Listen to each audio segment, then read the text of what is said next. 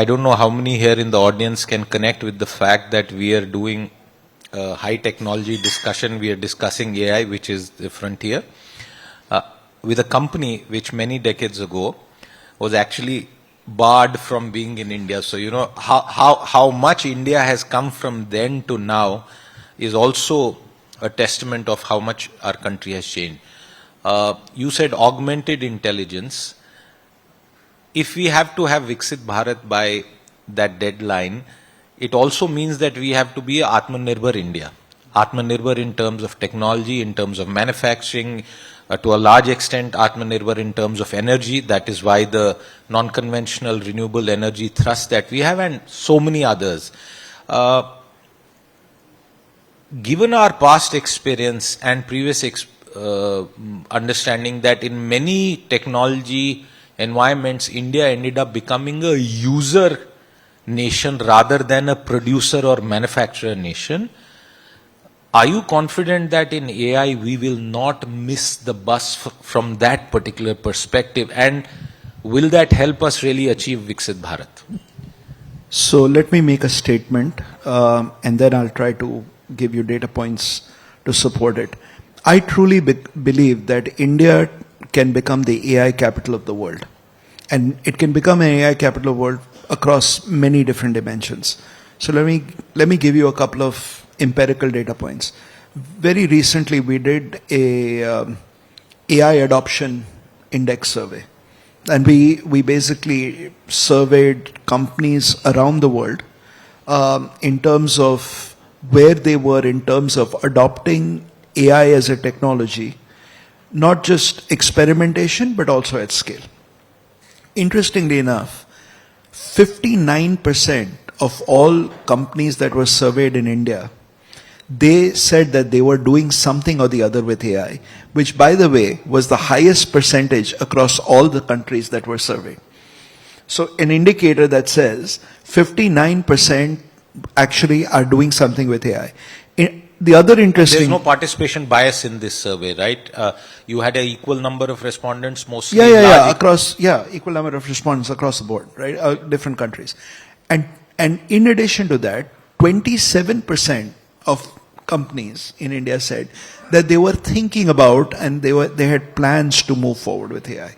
So when you think about that number, what that means is this is a technology that is not only recognized, but people are doing something with it. So almost 86% of your respondents... They are doing something or the other with AI.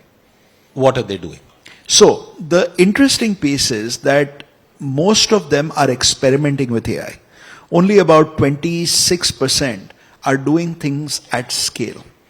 So the place where we have an opportunity to do a lot is to drive this at scale, not only across companies, but also at a government level, where we can use AI very effectively for citizen services, which in many respects the government is doing through the India AI mission, where they have actually allocated, I think, if I remember right, 30 to 40% of the total outlay, which is fairly significant, is for the development of use cases for commercial and citizen services.